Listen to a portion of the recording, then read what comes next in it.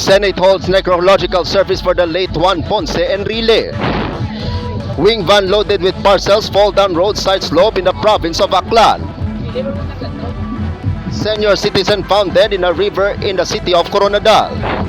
And say the goodbye to Chocolate King and popular baking supply store Chocolate Lover Incorporated as it closed this December.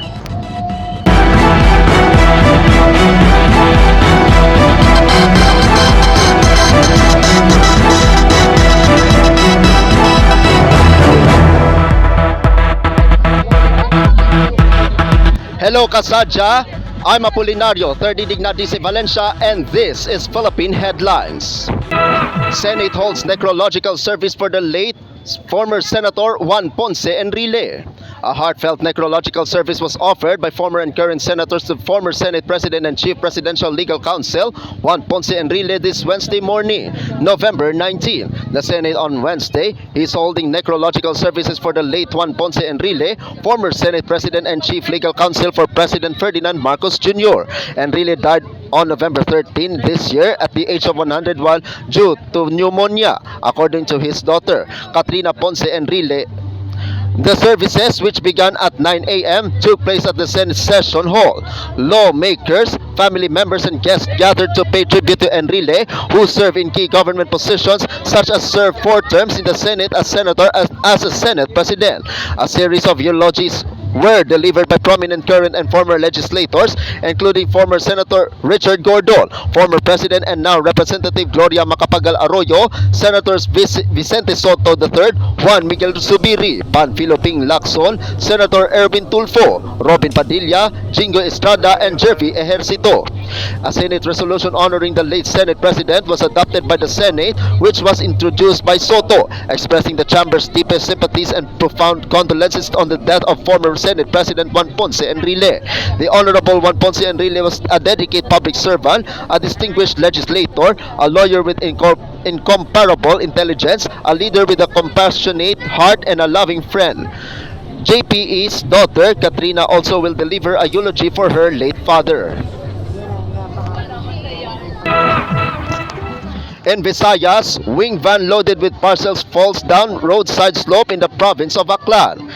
A delivery truck carrying parcels fell into an embankment early Monday in City of Bangbang, Barangay Feliciano, the municipality of Balete, the province of Aklan. The incident happened before dawn on November 17 as rain continued across parts of the province. Authorities confirmed that the wing van's driver, identified as 30 years old, Edgardo Robles, was unharmed. According to Robles, Calibo that he had departed from Iloilo and was scheduled to deliver parcels to several towns in Aklan.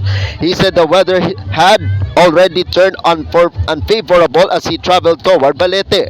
According to Robles, the roads were wet during those hours and he noticed the truck's brake system failed. When he reached the area, he said he was unable to stop the vehicle, which caused it to veer off and plunge into the embankment. Responders arrived on the site shortly after the crash. Robles was able to step out of the wing van without injuries and no one else was involved. The truck loaded with parcels intended for distribution across Aklan remained at the scene as authorities assessed the damage. Officials issued another reminder to motorists traveling during poor weather conditions. They emphasized the risk posed by slippery roads and mechanical issues that may arise when vehicles are exposed to extended periods of rain. The advisory urged drivers to check their brakes regularly, reduce speed, and maintain caution when maneuvering through curved and slope areas. As of Monday morning, authorities had not announced any road closures or additional hazards in the area. The recovery of the wing van and the handling of the parcels were still being coordinated. In Mindanao, senior citizen found dead in a river in the city of Coronadal.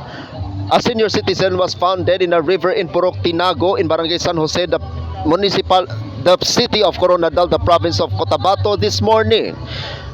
Relatives identified the victim as Cecilia F. Titular, 65 years old, a resident of the said barangay. According to some relatives of the victim, the elderly woman may have suffered a hypertensive attack before she was found dead next to a paved road near the no foul play is seen in the victim's death. And the other news, Say your bitter goodbye to Chocolate Queen and popular baking supply store Chocolate Lover Incorporated as it closes this month of December. After almost 4 decades or 40 years in business, popular baking supply store Chocolate Lover Incorporated in the Cubao, known for its castle-like building, is closing the month of December. Businesswoman Annie Carmona Lim announced on Tuesday that the popular baking supply store Chocolate Lover Incorporated in Cubao will be closing this coming December after almost 4 decades in business. Ma'am Annie said she just wanted to inform us the Chocolate Lover Incorporated will be closing on December 27, 2025, the last day. Lim explained that the reason for the upcoming closure of Chocolate Lover is that her children no longer want to inherit the business since they are now living abroad. And she also shared that they are selling the property but there are still no buyers, so they are planning to rent out while waiting. She ended her post by saying thank you to everyone as she admitted that it was hard for her to say goodbye since Chocolate Lover is her baby. In 1989, after she recovered from cancer, Lim started her baking supply store with a capital of 6,000 pesos. Since her store blossomed like a fairy tale, Lim decided to build the store with a castle-like facade at P. Tuazon in Cubao. The castle serves as an inspiration to all those who love the bake.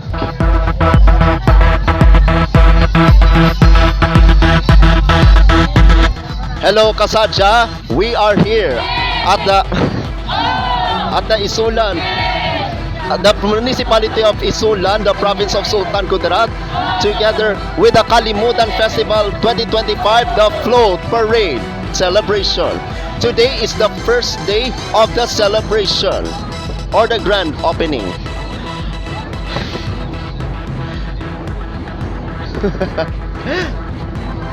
And that is Philippine Headlines this Wednesday, November 19, 2025. I'm Apolinario, 30 Dignadisi Valencia, and this is Salakot Online Broadcasting Network. Let's continue to tune to Kalimutan Festival until November 22, 2025, the final festival.